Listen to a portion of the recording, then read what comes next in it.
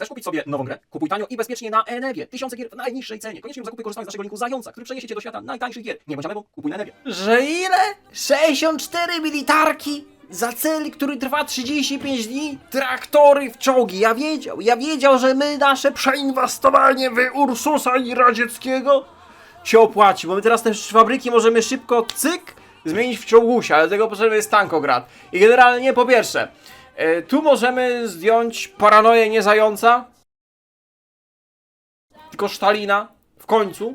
To jest bardzo daleko, ale tu są fajne rzeczy, bo tu robimy gwardyjskie dywizje. Nie dość, że się respią jakieś rzeczy dobre, ściągają się debuffy, gwardyjskie dywizje, piechoty, kawalerii, więcej gwardii, jeszcze więcej gwardii, więcej gwardii, elitarna gwardia. Także powinniśmy chyba lecieć w tą stronę, powinniśmy lecieć w tankogrady, powinniśmy lecieć w defensywę Moskwy i w paranoję Stalina. A co zrobił Zając? Zając poleciał w komisarzy NKWD na linii frontu. Także czystka Stalina odbiła się na psychice Zająca, ale to dobrze, nie poddajemy się, wojna totalna.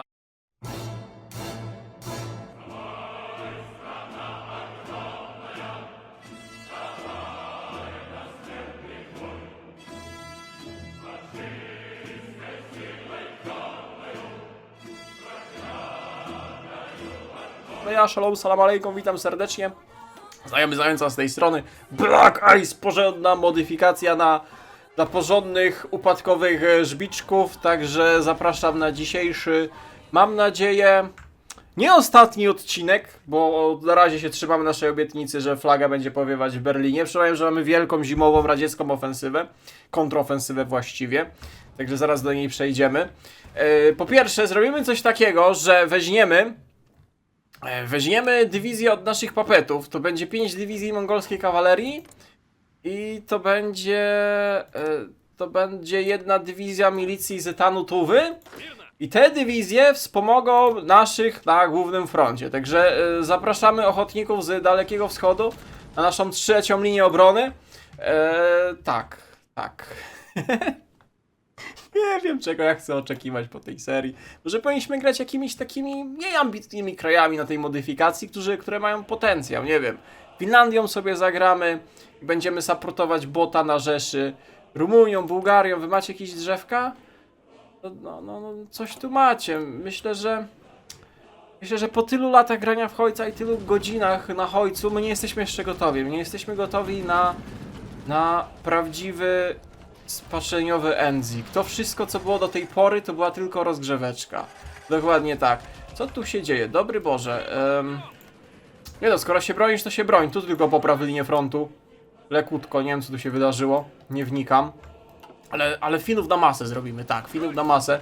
Wygrywasz, to czemu się cofasz, jak wygrywacie? Z Finlandią się trzeba cieszyć. A, jeszcze jedną rzecz, mianowicie po tych już częściowych reformach samoloty porozrzucałem na linię frontu, żeby wspierały. To powinno troszeczkę odciążyć nasze dywizje na ziemi, będzie lepiej się bronić na tej już de facto plus minus prawdziwej linii Stalina.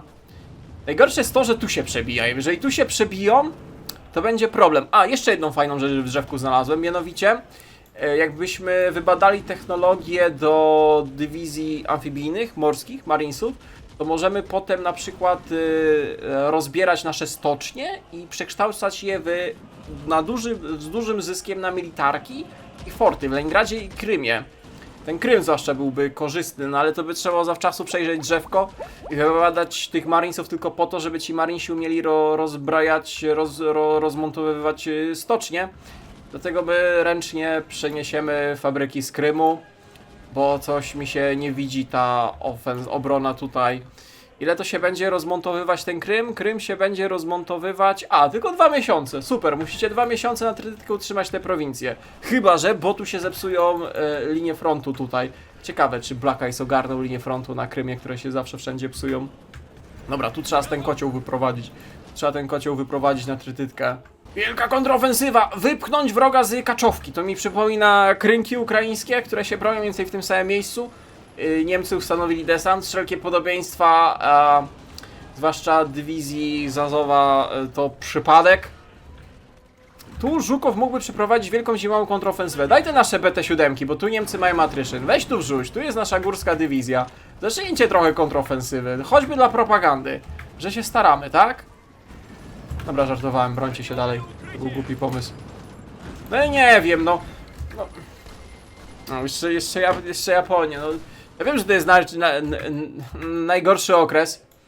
Najgorszy okres, bo teraz jeszcze Japonia wchodzi. Znaczy USA weszło do wojny, może oni jakieś lend-leasy dla nas uruchomią. Ty właśnie, może oni będą mieli drzewku lend-leasy dla nas. Dobra, wypchnęliśmy. Ej, no tutaj to jest dosłownie, tu jest wzorowo prowadzona obrona. Jak się przebiją, to ich wypuszowujemy. Tu pod Kijowem już mają taki przyczółek, że to jest skan. Ja Kijowa nie spalił! Ja zapomniałem Kijów wypalić. Nie! Nie no i takim, nie no mieliśmy politykę. Kurde, Kijowa nie spaliliśmy. Tyle supply hubów by się tam spaliło. No nic, jest jak jest. Z ciekawości, mamy 109 konwojów, nie? To nasze konwoje ciągnie. Ta, nasze. Mamy 106 konwojów. No muszą dosyłać lend-leasy. Muszą dosyłać lend-leasy, bo będzie ciężko. Będzie ciężko. Pamiętacie, jak na Talwarze była ta mechanika, że trzeba było utrzymać te porty tutaj, żeby lend-lease dochodził i wydajność fabryk ci zwiększało? To też była spoko mechanika. Tu chyba czegoś takiego nie ma. Więc w teorii nawet możemy odpuścić te północne porty. No ale oczywiście będziemy walczyć do końca. Tu mi się marzy kontrofensywa, tu mi się marzy kontrofensywa. Tak, poważnie.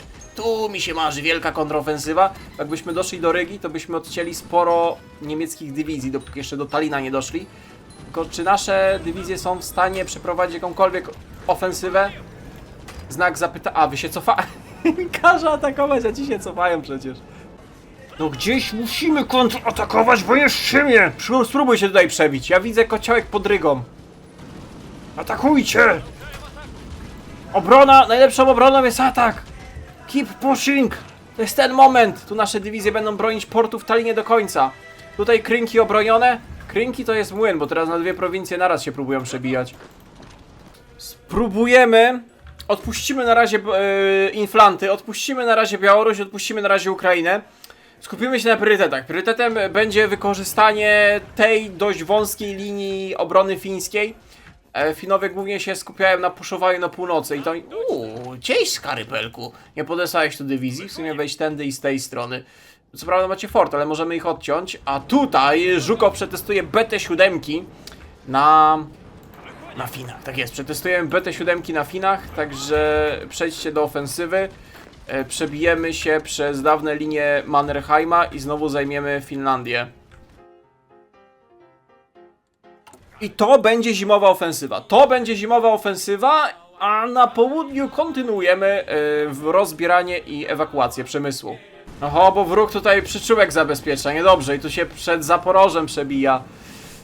W ogóle ciekawie, bo tutaj Zaporoże jest po prawej stronie Dniepru, a chyba w większości powinno być po lewej? Tak mi się wydaje, że powinno być po tej drugiej, chociaż nie, no ona jest tak mniej więcej na pół. No dobra, tu mamy Dniepropietrowsk, tu mamy Zaporoże. Problem jest taki, że potem tu są równiny. Tu mamy tak zwane Charkowy, Staliny, Donbasy, dość ważne, nawet w dzisiejszych czasach. I kolejna linia obrony jest dopiero za Rostowem na rzece i tu obok jest już Stalingrad. Także... Nie wiem, czy my się cofamy, ale w zbyt szybkim tempie się prawdopodobnie cofamy. Nawet jak na rozwaloną Armię Czerwoną i nie jesteśmy w stanie przebić pojedynczych dywizji fińskich. Nie no, tak to nie może być. Po prostu brutalną masą to przejedźcie. Proszę. Proszę. Nie róbcie mi tego. Brutalną masą. Rozjedźcie tych Finów. Oho, to się Krynki rozlały. To się desant pod Krynkami rozlał. No cóż. Linia Dniepru jest już nieosiągalna, bo Dniepr stał się wewnętrzną rzeką praktycznie Rzeszy. No cóż, jest jak jest. Dobra, nie ma czasu. Ściągaj te garnizony. Ściągaj te garnizony. Chodźcie tymi garnizonami. Dajcie jakiegoś czada w defensywie. Niech będzie Dalmatow. I macie bronić Krymu. Tu historycznie był młyn, jeżeli chodzi o niemiecką przejście, bo tu były takie dwie cienkie groble są. Jedna główna i tutaj jeszcze było takie główienko, pasek ziemi. I tu Niemcy musieli się naprawdę napocić, żeby przejść na Krym. Potem, żeby w ogóle podejść pod Sewastopol, który się bronił. No i potem jest Cieśnina przez Kercz. Wejście na plecy, pod Kaukaz, Stalingrady. A, niedobrze się dzieje.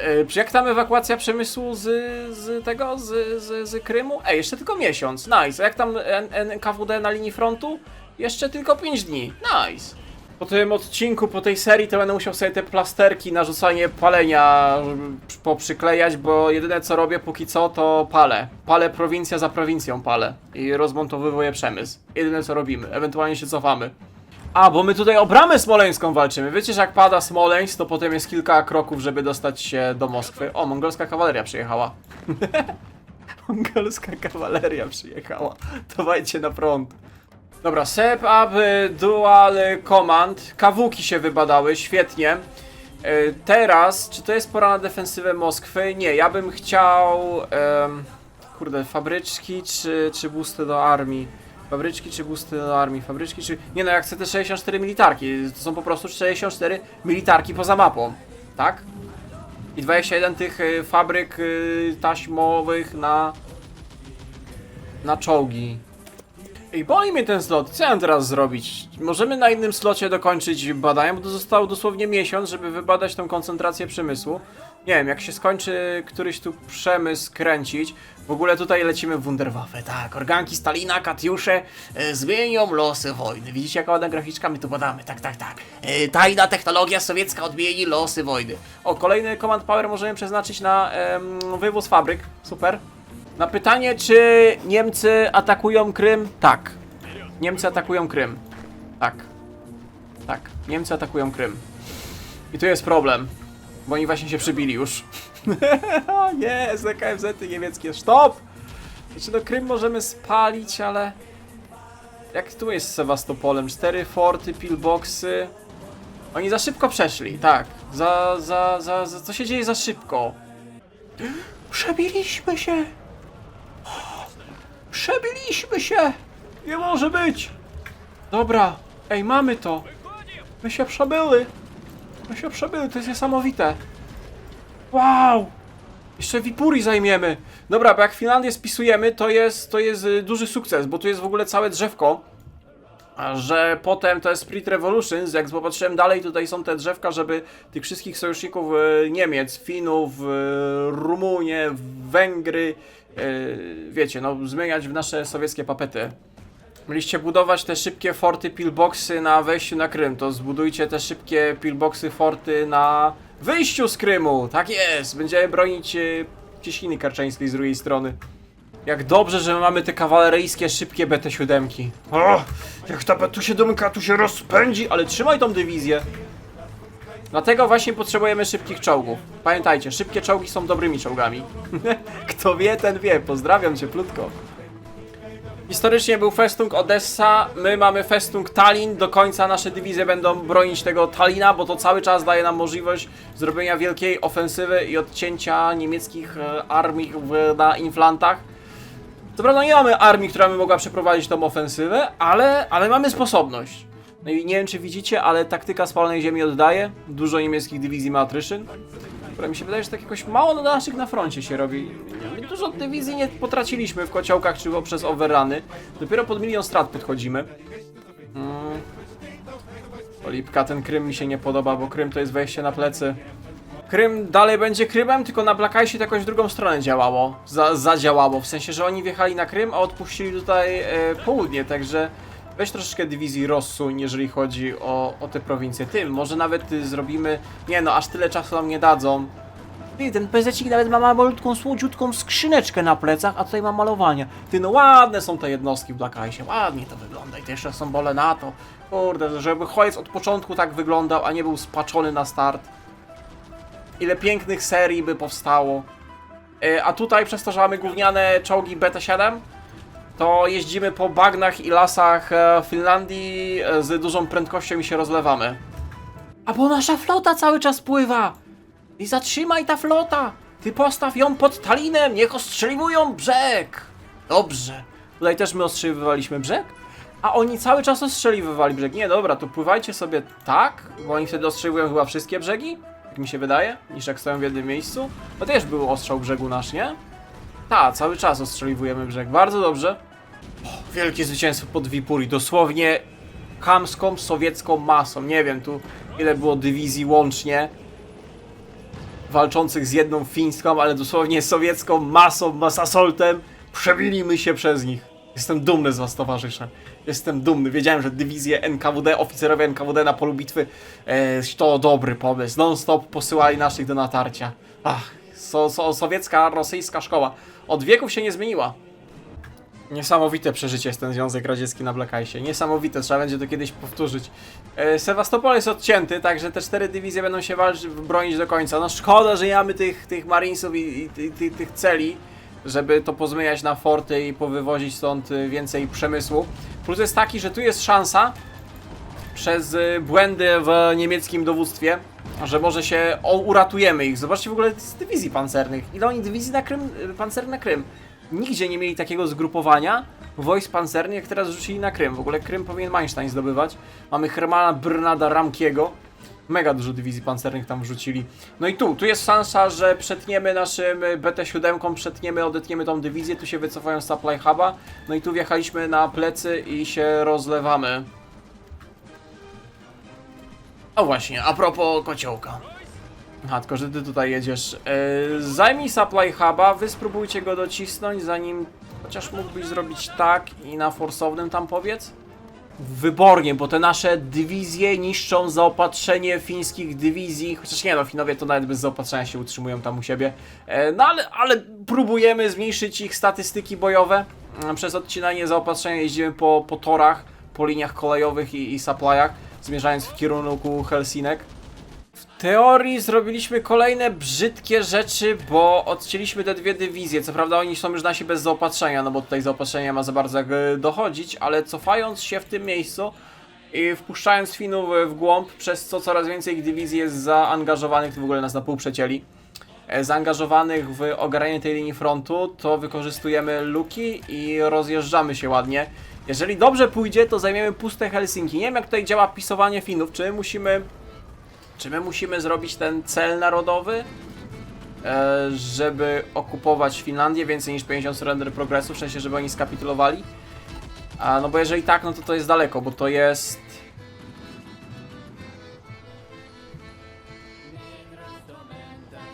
Musimy mieć mniej niż 10% surrender progresu. Super, trzeba było to na początku zrobić, kiedy mogliśmy. Teraz mi to mówicie. Nice. A możemy już chociaż sobie desperacką obronę odpalić, w sensie 227? Nie, dalej nie możemy. Na Black Ice'ie jest to, co mówiliście, że tu jest zakładka w doktrynach i można badać lepszych dowódców, dzięki czemu dostajemy też więcej slotów. Także badaj, wydamy przy okazji trochę armii expa, które nam się w obecnej chwili marnuje. 200 dni, nice, do 43 wybadamy, plus 2 organizacje, super. Jedna fińska dywizja zatrzymała naszą tą armię pancerną, która czarowała w kierunku Helsinek. Na szczęście tu na północy się przebijamy. Tu jest młyn. Tu mamy 3 fińskie dywizje odcięte. To jest bardzo dużo. Znaczy póki co odcięte. Ty w sumie zamiast tam biegać po tych lasach, pustyniach, to pomóż z eliminacją tego kociołka. Nadal jest szansa. Oni mają jakiś progres postępu, ci Finowie. Oni są osobno w sojuszu, to jest bardzo ważne, no powolutku, nie no, bez zajęcia Finlandii, tej nawet południowej części, to nie ma co myśleć o kapitulacji. Natomiast co ciekawe, Sewastopol się broni. Broni się Sewastopol, 2 dywizje naszej gwardii bronią przejścia przez Kercz. Spróbujmy, czy wy wypuszczowaliście ten czołg? Nie, on ma odwrót. Broniliście Sewastopola do końca, towarzysze, ale teraz chyba odwrót na Kaukaz, żebyśmy nie tracili tych głupio dywizji, także panowie odwrót.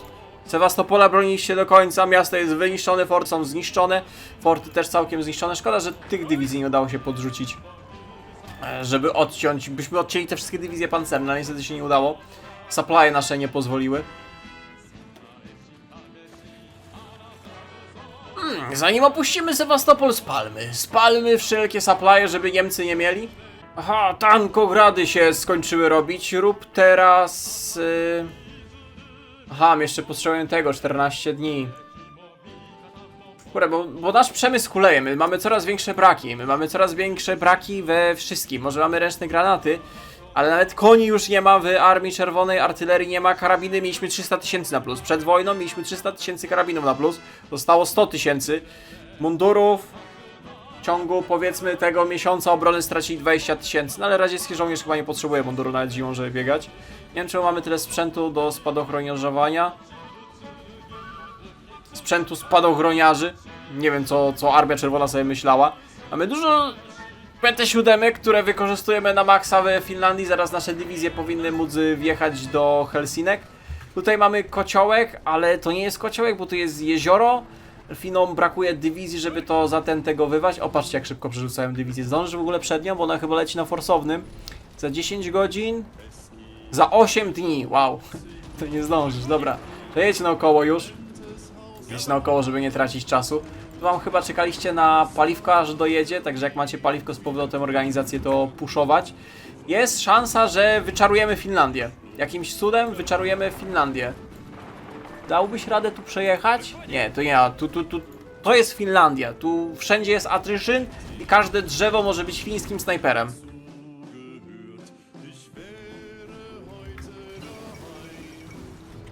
Upadek Sewastopola. Ktoś za to odpowie. Upadek Sewastopola, ale z każdym upadkiem zbliżamy się do... Potrzebujemy 50 telefonów i order 227. Dobrze. Ktoś za to odpowie. Wszyscy do obrony Cieśniny.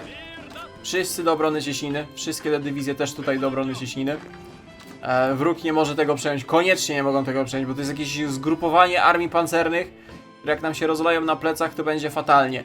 Nie wiem, czy zauważyliście, ale też coraz bardziej zielony jest na froncie. To te dywizje NKWD i oficerowie NKWD się sprawdzają. Generalnie powoli Niemcy wytracają tempo, coraz większy attrition mają. Tu na północy ładnie, żeśmy ich na Narwie zatrzymali, więc Leningrad na razie jest bezpieczny. W coraz lepszych barwach to zaczyna się klaro przedstawiać. O, my wybadaliśmy to? Czekaj, ten slot jest martwy. Czekaj, ten slot nie działa, ale mi pokazuje, że możemy badać. Ciekawe. To się wybadało, czy nie? To było koncentracja przemysłu 3, nieprawdaż?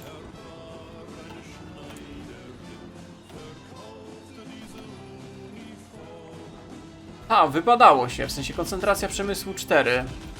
Bo to jest dopiero na 43 rok, wybadało się.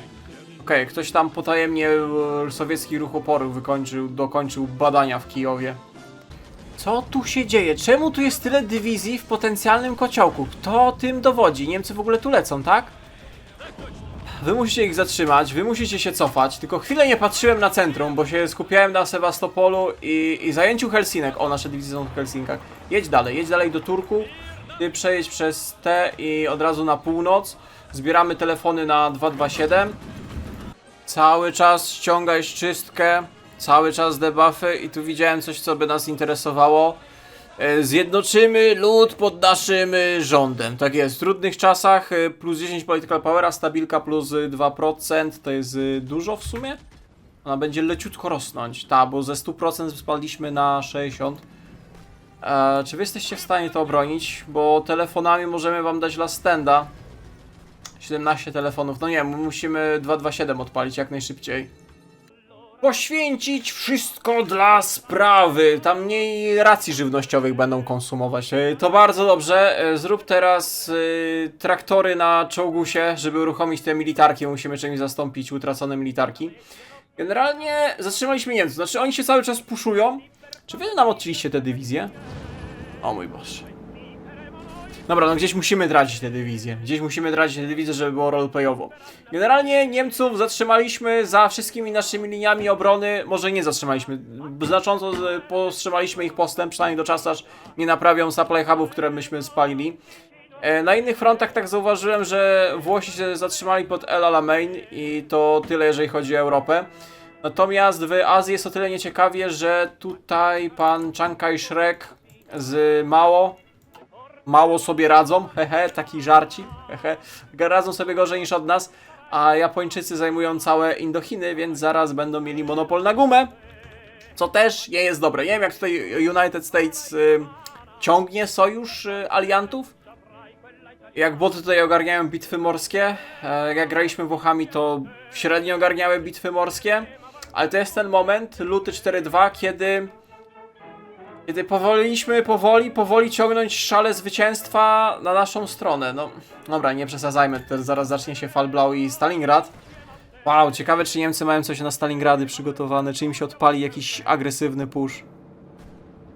Dobra, ale to wszystko w kolejnych odcinkach. Powiem wam, że to jest mega męczące, pocenie tego Black Ice'a. jako Związek Radziecki ogarnianie tego burdlu. Także mam nadzieję, że odcinek wam się podobał. Łapki w górę, soczyste komentarze. Dziękuję wszystkim, którzy płacili z zającem do końca ten odcinek. Do następnego. Cześć, cześć.